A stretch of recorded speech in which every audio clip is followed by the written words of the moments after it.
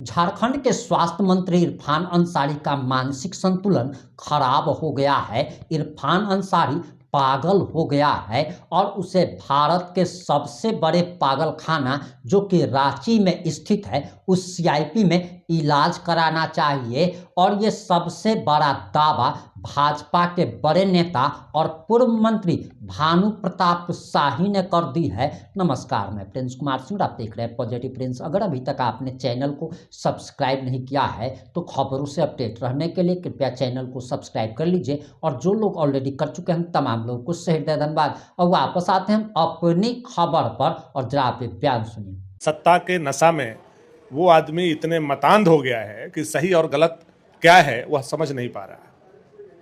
पत्रकार को उनके लोगों ने नहीं पीटा, मैं तो यह कहता हूं कि पत्रकार को इरफान अंसारी ने पीटा। चौथे स्तंभ पत्रकार को सवाल करने का हक है, चाहे वो सवाल सरल हो या वो सवाल कठोर हो। जवाब देना नहीं देना सामने वाले पर निर्भर करता है। और अगर कोई कठोर सवाल है तो आप चुप लगा करके भी बातों को किनारे कर सकते हैं, लेकिन आपने उनको पिटवाया। यह मैं समझता हूं कि लोकतंत्र के चौथे स्तंभ पर हाथ उठाना सार्वजनिक रूप से यह कौन आदमी कर सकता है जो संविधान को नहीं मानता है। संविधान को कौन नहीं मानता है? जो शरीयत को मानता है। ऐसे लोग जब सत्ता शासन में आते हैं तो ये शरीयत से चलना शुरू करते हैं, संविधान से चलना बंद कर देते हैं। और इरफान अंसारी उसके नमूना है जिन्होंने हजारीबाग में पत्रकार को पिटवाने का काम किया। मैं केवल निंदा नहीं करता हूं, मैं पत्रकारों से भी आग्रह करता हूं कि इरफान अंसारी को बाइकआउट करें, इरफान अंसारी से अपनी दूरी को बनाएं, इरफान अंसारी को बहिष्कार करते हुए इरफान अंसारी अगर दिख जाए तो सड़ा हुआ अंडा उनके ऊपर फेंकें, सड़ा हुआ टमाटर फेंकें, और हो सके तो उनकी गाड़ी पर जूता फेंकें। पत्रकार को इस तरह से जब वो आदमी कर सकता है तो आम आदमी को किस तरह से, किस दृष्टि से देख रहा होगा, आप समझ सकते हैं। कांग्रेस तो ये लगातार कहती है कि हम संविधान के रक्षक हैं, संविधान की बात करते हैं। यहाँ तक कि राहुल गांधी जी जब सदन में होते हैं तो संविधान की एक छोटी सी डायरी लेकर वो खड़े होते हैं और जय संविधान के नारे से वो अपना संबोधन शुरू करते हैं। तो आपने जिस तरीके से भानु जी कहा कि जो शरीयत को मानते हैं वो संविधान को नहीं मानते हैं, लेकिन कांग्रेसी संविधान की रट बार बार लगाते हैं। नहीं, देखिए, अब राहुल गांधी का संविधान और इरफान का संविधान, लेकिन इरफान जी तो कहते हैं ना कि राहुल जी हमारे नेता हैं। हो सकता है दोनों का अलग अलग संविधान हो। जो राहुल लेकर के संविधान घूमते हैं उसको इरफान नहीं मानते हैं, इरफान शरीयत को मानते हैं। मैं इसलिए इस बात को बोल रहा हूं कि हजारीबाग में दुर्घटना हुई, 3 लोगों का मौत हुआ, हत्या हुआ, जो भी घटना हुई, पीड़ा सबको है। चाहे हिंदू का बच्चा मरे, चाहे मुसलमान का बच्चा मरे, तकलीफ सबको होता है।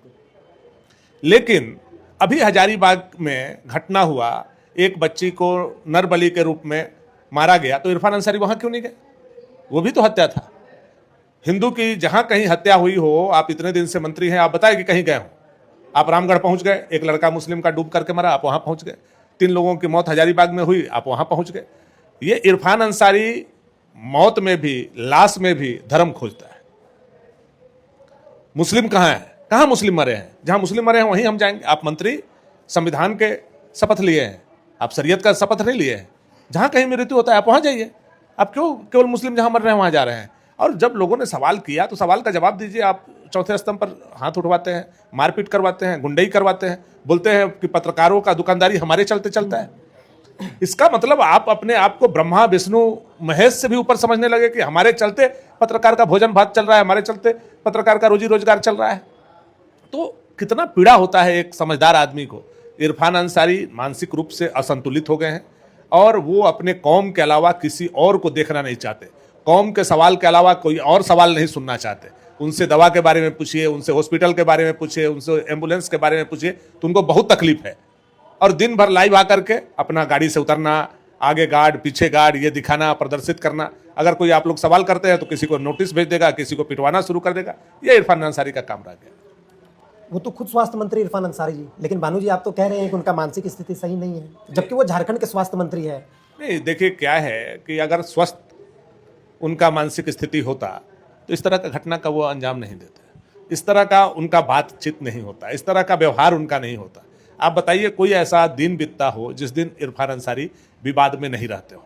जिस दिन इरफान अंसारी विवाद में नहीं रहते हैं उस दिन उनका बेटा सड़क पर थार लेकर के और डांस करता है। उस दिन उनका बेटा विवाद में रहता है। यानी बाप और बेटा दोनों ने मिल करके प्लान कर लिया है कि हमको विवादों में रहना है, हमको सुर्खियों में रहना है, हमको गलत काम करना है, ये इन लोगों ने सोच लिया है। अच्छा भानु जी, सबसे बड़ा सवाल, आप लगातार अपने सोशल मीडिया के माध्यम से स्वास्थ्य मंत्री इरफान अंसारी के ऊपर तंज कसते हैं, चाहे वो कोई भी मामला हो।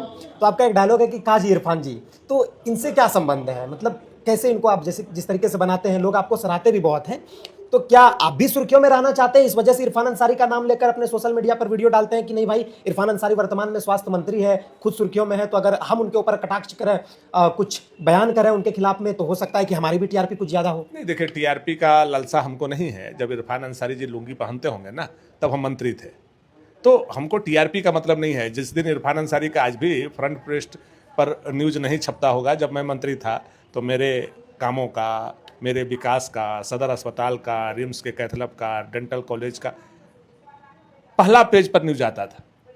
टीआरपी के लिए अब हम काम कर रहे नहीं। पीड़ा है, पीड़ा इसलिए है कि उस जगह पर आकर के 19 महीना हमने भी काम किया है।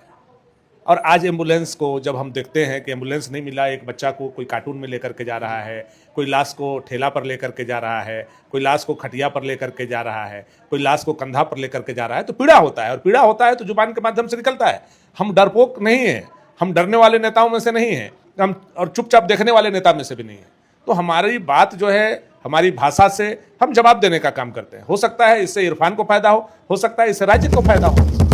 ये तो इरफान हमारे टारगेट में नहीं है। आप जब कंपेयर कीजिएगा मेरा विधानसभा का स्टेटमेंट से लेकर के मेरे मंत्रालय के काम तक का, तो हम इरफान अंसारी से 1000 गुना बेटर काम करने का काम किया। ये अलग बात है कि हम पर आरोप प्रत्यारोप लोगों ने लगाया, राजनीतिक रूप से कांग्रेस ने फंसाया, आज भी उसको हम झेल रहे हैं, वह भी पीड़ा मेरे मन में है। लेकिन इरफान अंसारी स्वास्थ्य मंत्री के काबिल नहीं है। इरफान अंसारी ने आज तक झारखंड को कुछ दिया नहीं। इरफान अंसारी केवल सोशल मीडिया में बने रहना चाहते हैं। लेकिन वो तो लगातार कह रहे हैं कि झारखंड में स्वास्थ्य व्यवस्था पहले से कई गुना बेहतर है, अलग अलग अस्पतालों में हाईटेक फैसिलिटीज़ है। आप कहीं का हाईटेक फैसिलिटी हमको दिखा दीजिए, मैं आपके साथ चलने को तैयार हूँ। कोई मेडिकल कॉलेज में चल करके हमको वो चीज़ दिखा दीजिए। आज रिम्स चलिए हमारे साथ, रिम्स का दुर्दशा मैं दिखाता हूँ, या आप फिर देख करके आइए। या फिर आप कोई सदर अस्पताल चलिए हमारे साथ, वहाँ का दुर्दशा मैं दिखाता हूँ, या आप देख करके आइए। तो कहीं भी हम चलने के लिए तैयार हैं, और इरफान अंसारी के साथ भी जाने के लिए तैयार हैं। मैं उनके यहाँ के सामने उनकी कमियों को वहाँ बता सकता हूँ, जहाँ आप लोग भी नहीं पहुँच पाएंगे जिन कमियों को, उन कमियों को भी मैं इरफान को दिखा सकता हूँ। अभी जिस तरीके से वो पिछले कुछ दिन पहले ही बीते दिनों की बात है, जिस तरीके से पत्रकार के ऊपर हमला हुआ और पिटाई, पूरे भरी भीड़ में पिटाई की गई उनका, जबकि इरफान अंसारी खुद बगल में थे। उनका ये स्टेटमेंट है, स्वास्थ्य मंत्री इरफान अंसारी जी का, कि वो हमारे सामने में पिटाई नहीं हुई है। नहीं, उनके सामने पिटाई हुई है, आप देख रहे होंगे। उन्होंने कहा, वो लड़का रोका, उसके बाद उनकी पिटाई हुई। इरफान अंसारी का लाइव उसके बाद बंद हो जाता है। अगर इरफान अंसारी इतना ही अपनी बात को पुख्ता दे सकते हैं तो वो लाइव उसी समय क्यों बंद हुआ? मारपीट वाला लाइव क्यों नहीं आया आपका? आप जब दूर थे तो आपको गाड़ी तक चढ़ने का लाइव आना चाहिए था। तो हम लोग समझ रहे हैं उनके सामने हुआ है। जो बच्चा मार खाया है, शिवम सोनी पत्रकार, वो बता भी रहे हैं कि हम लोगों कैसे कैसे हमारे साथ घटना हुआ। जो लोग मार रहे हैं उनका फोटो निकाल करके देख लीजिए, वो कौन लोग हैं। वो तो साफ साफ झलक रहा है कि इरफान के गुंडे लोग मार रहे हैं उनको। अब आपकी क्या प्रतिक्रिया? अपनी प्रतिक्रिया जरूर दीजिएगा। जुड़े रहे हमारे साथ। जय हिंद, जय भारत।